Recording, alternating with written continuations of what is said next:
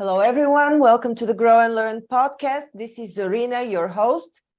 And today I am bringing somebody that can help your financial planning, somebody that deals with hard cash or other currencies that is not hard cash, but in any case, with hard money rather than mindset, rather than what you need to do with your mental blockages. We are going to be talking concretely now. The question today that I'm posing to Emily Rassam, my guest, is what to do in case of an emergency with your spouse. What is the financial planning needed for you to do prior to such an event, or how to be prepared for an event of an emergency with your spouse? Emily Rassam is a senior financial planner for Archer Investment Management. Hello, Emily. Welcome. Hi, thank you for having me. Thanks for joining us. Yeah. So, not a lot of people like to, excuse me? Go ahead.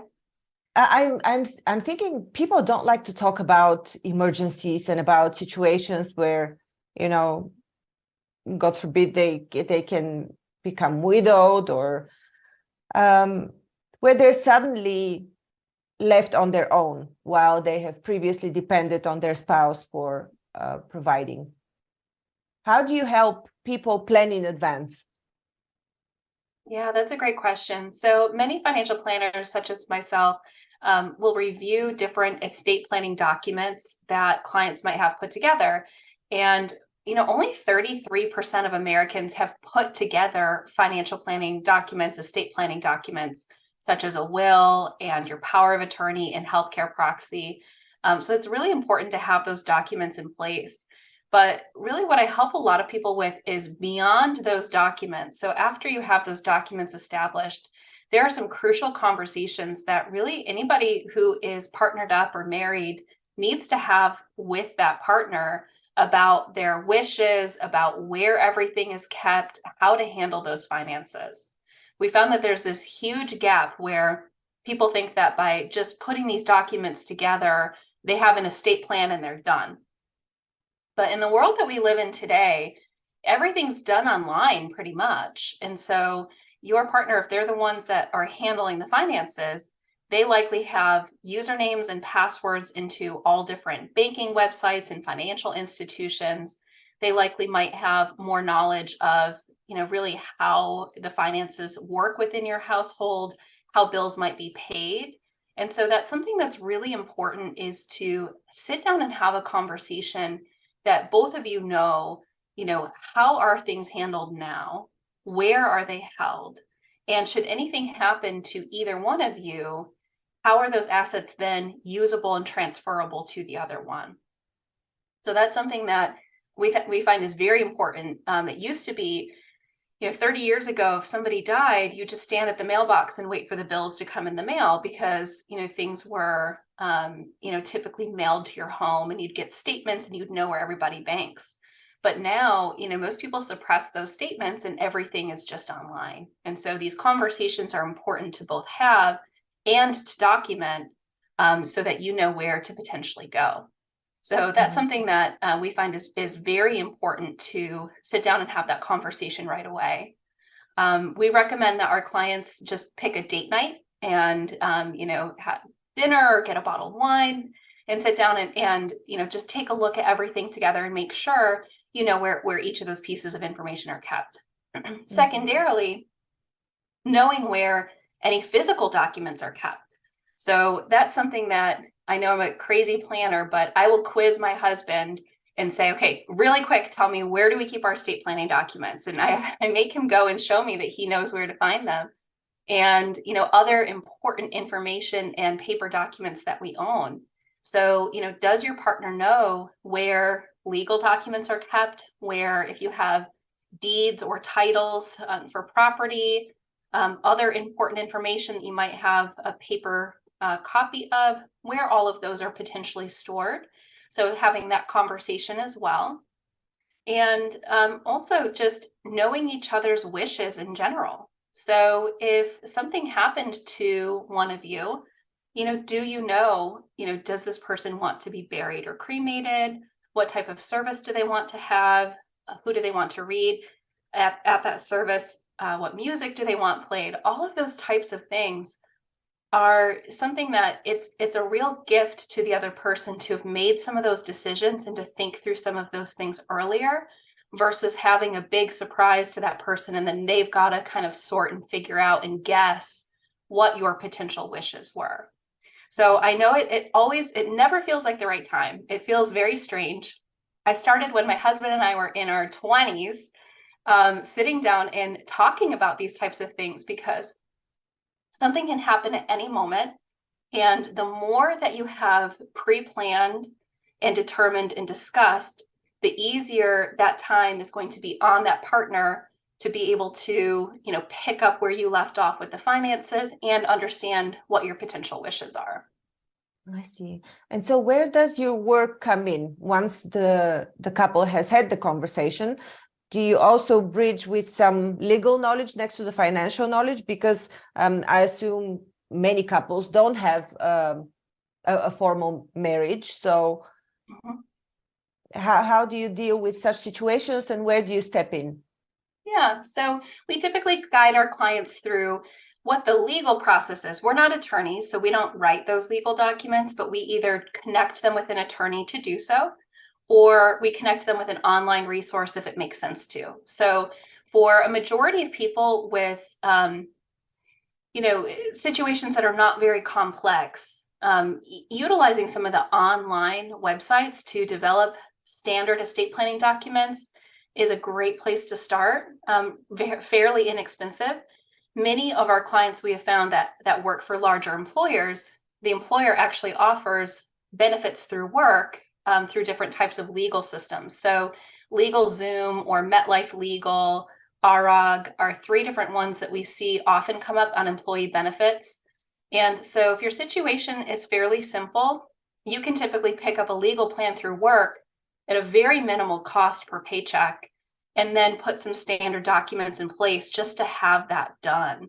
So we typically, most of how we handle estate planning is really making sure that the client is really just moving forward through those steps and seeking out either those online resources or sitting down with the attorney if their situation's more complex. And then making sure that all of their beneficiaries are named correctly on all of their different accounts. So very often when we set up new accounts, if it's a 401k through work or an IRA we've set up, many people skip that step of naming beneficiaries. And it's very important that you have all of those beneficiaries named and that they are kept up to date. Over the 16 years as a financial planner, I have seen ex-spouses paid out. I have seen where people have done beneficiary forms where they named 2 of their children, but they had a 3rd child after that point and only 2 are named. And so that's an exercise that any old life insurance policies, old employer 401k plans, IRA accounts, anything that you have that you're allowed to name a beneficiary for, check each of those and make sure that those are up to date, because there are many cases where they're not. And that can create a lot more confusion and potentially pay out the wrong person. I understand. Okay, so who is your typical client and what kind of conversations do you have other than what you just shared with us?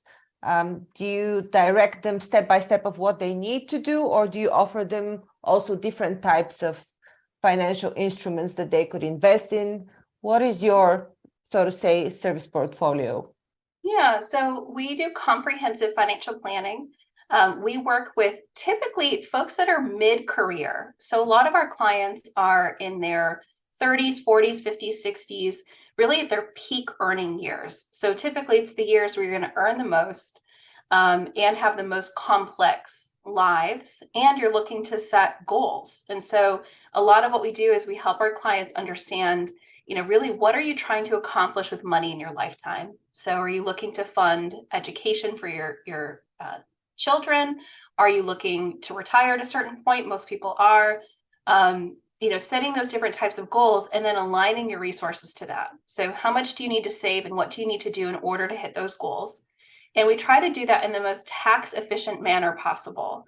So in financial planning, it's a little bit different than just looking at your taxes year over year, because what we're looking at is not just how do we make 2023 look the best possible from a tax planning perspective. We're trying to look at what are your lifetime taxes potentially going to be, and how do we potentially minimize those? And so we look at your overall plan over decades, and we look at, are we using the most tax efficient vehicles to save and then utilize those funds later? Are we achieving each of those goals that you have set out in your plan? Maybe you want to buy a second property at some point, or you have a goal to get out of debt. So we help you prioritize what those different goals might be and lay out a plan to help achieve those.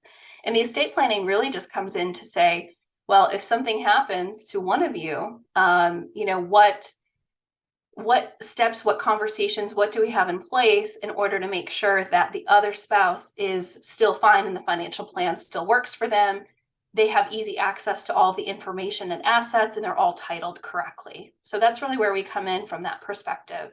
But the main tenets of planning that we do are, building those goals, understanding our clients' values, understanding what they're trying to accomplish, helping them map all of that out and feel confident in that and feel secure in that. Sometimes it's tough to make decisions if you feel like you won't have enough money at the end. So how do I know I can make this purchase now if I don't know what that end, is going to look like for me? We help answer those questions. We help minimize taxes. We help align all of the accounts to your estate plan, fund college planning, things like that. And we also help manage those investments for our clients. So the different types of buckets that are funding these different goals, we can help set up different investment accounts that are appropriately aligned to those goals. Mm-hmm.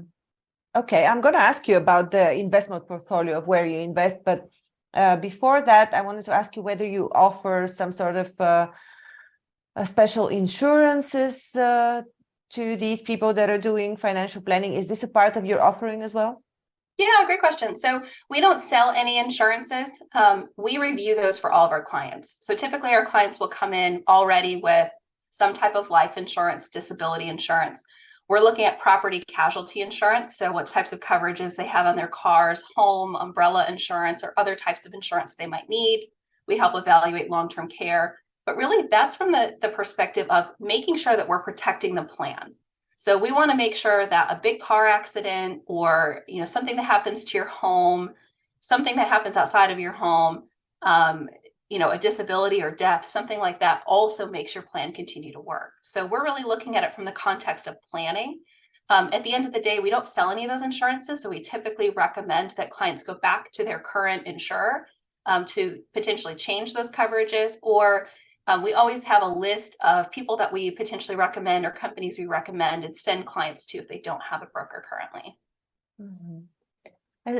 Okay, so I had a different question, but I'll postpone it because now something else comes to mind.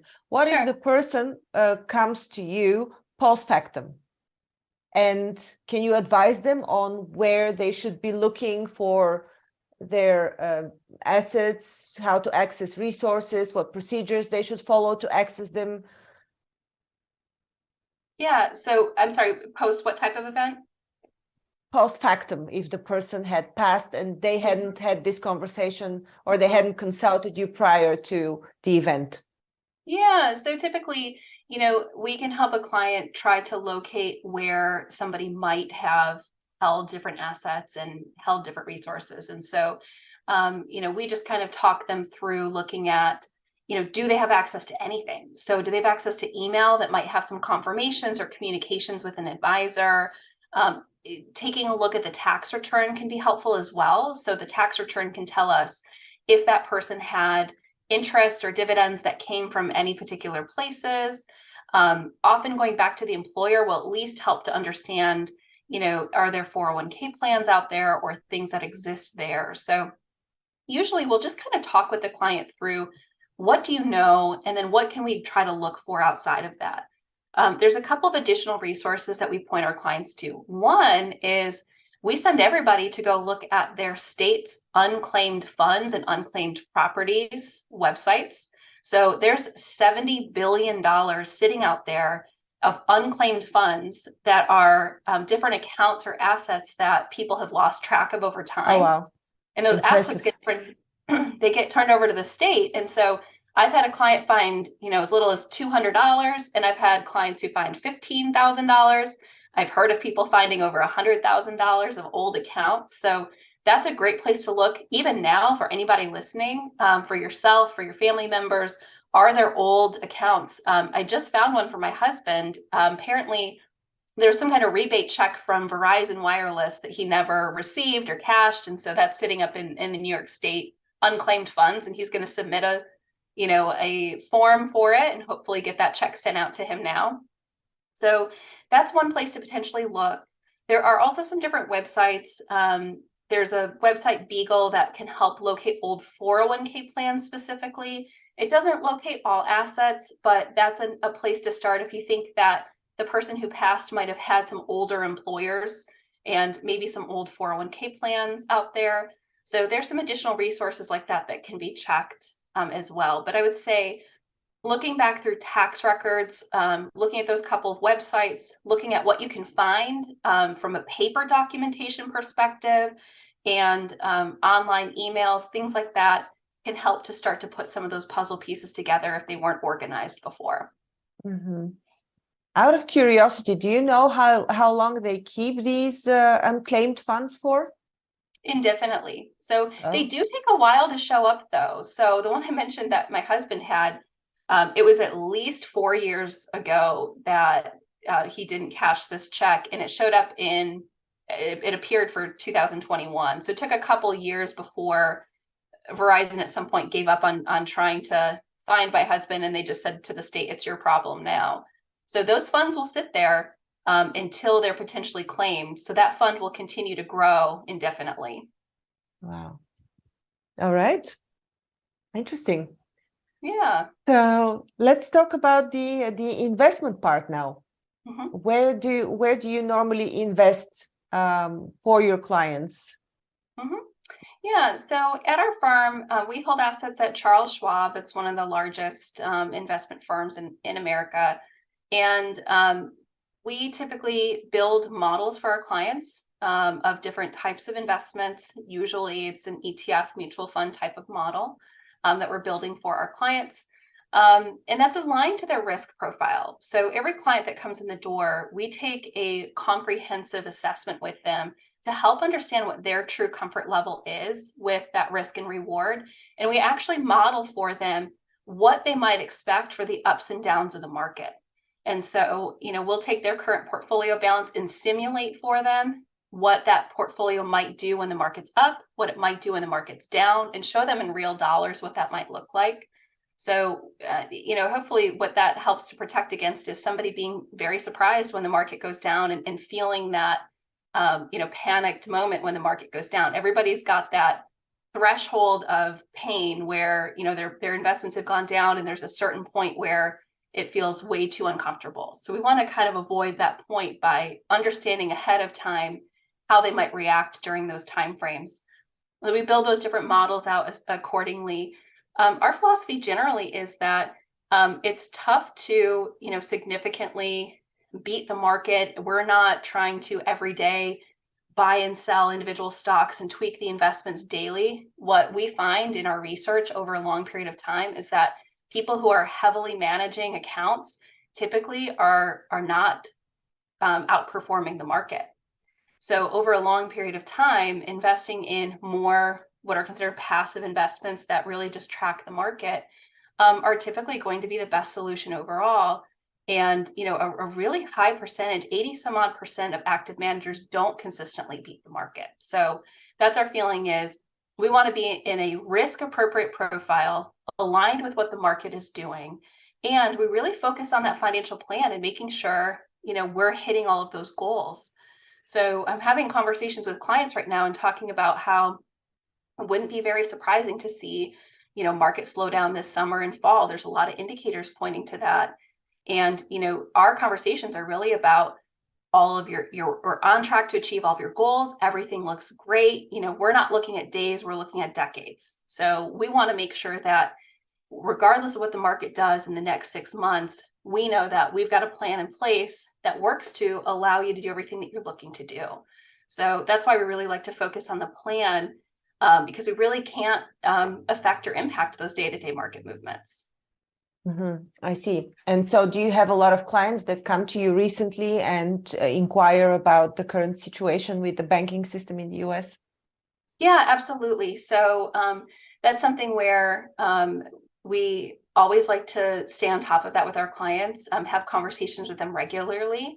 The first part of every meeting, we're talking about current events. So, that's absolutely a concern. Bank failures have happened in every single year in the United States. So even in great years, there are a small number of banks that fail each year. And so we talk about with our clients making sure that in each individual bank, they only hold within the FDIC bank insurance limits. There are several sites that rate small local banks for financial strength. So we will point our clients to those banks and say, ultimately, if you fear kind of anything going on with your current bank, it might make sense to look at those ratings and make some adjustments to who you're working with. And then the impact on the overall market. So as of right now, certainly there are a lot of headlines that are driving, the market this year. Thankfully, it's still up year to date, but, we are expecting a little bit more turmoil in the next few months here. So we just talk about what the overall plan looks like. And for any client that needs any kind of cash, needs to take any kind of distribution in the next few months, we're talking to them strategically about potentially setting that aside and really moving it out of the market turmoil right now, so that we're not going to watch money that they need in a few months fluctuate in value. I see. Okay. So where is Archer Investment Management, your company, the company that you work for, located? And do you also take online consultations? Yeah, we're exclusively online. So we are 100% virtual, 100% digital. Originally, so Richard Archer, who's the lead advisor, founded the firm 15 years ago in Austin, Texas, and he maintained an office there up until COVID, and really found that because we do work with most people who are really mid-career still working, there was a comfort level with most of our clients to move to an online environment. It really opened up our ability to work with more people. I'm actually based in Charlotte, North Carolina. We have staff in Atlanta and New Jersey and other areas as well. And so we're able to, one, pull talent from different corners of the country, and we're able to work with the right types of clients, all over the country as well. So right now, all of our clients have a virtual and digital relationship with us. Great. Wonderful. Thank you, Emily. Is there anything else that you would like to add on the topic? Like, what is the second most important thing to do other than have the talk with your partner? Yeah. So I think communication is huge in general. And so whether it's communicating about, what are my wishes when I'm going to die, which can be a tough conversation to have, it's really just, where are we going together financially? And so I felt this huge shift in my own marriage when, I'm a financial planner. I have been for 16 years. So of course, I'm the primary person that handles our current finances. And I really just kind of handled it the first few years of our marriage and didn't include my husband quite as much in those conversations.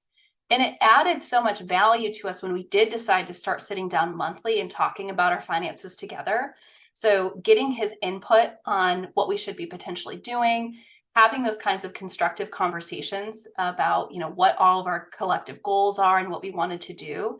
I found that really valuable. So that's something that we love to tell our clients to do, is to set up monthly or quarterly meeting with each other and really sit down and map everything out. So it's so easy to get just stuck in the day to day and think about, maybe what are in your accounts today, or what your finances look like today, or what you're spending money on today. But by having a financial plan in place and having conversation around that, it really helps to target, what are things going to look like in 5, 10, 15, 30 years? And, what are some things I might want to do, over that time frame, and how do we work towards those? So I would just say communication is excellent together, and, working with a financial planner to help map those goals out and help mediate those conversations, help memorialize some of those conversations and those goals, I think is a very valuable process to go through. Wonderful. Thank you so much. I'm sure this conversation was useful also for the audience outside of the US, because it's more or less the same principles apply anywhere in the world.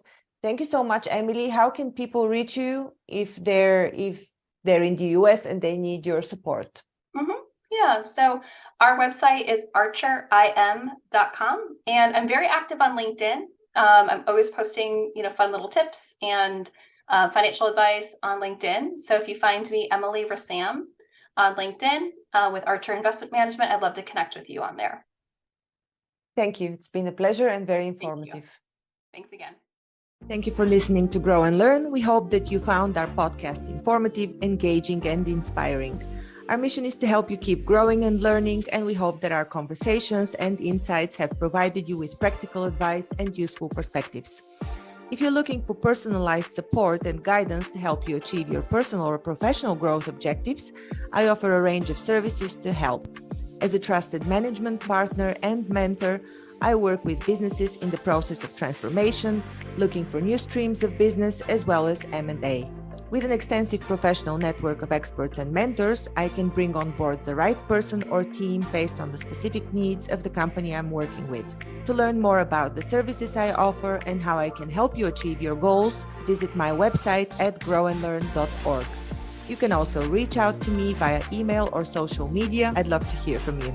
And if you enjoyed this episode of Grow and Learn, please subscribe to our podcast and leave us a review. Your feedback is important to us, and it helps us to continue to create content that is relevant and valuable to our listeners. Thanks again for listening, and we look forward to sharing more insights and perspectives with you in the future.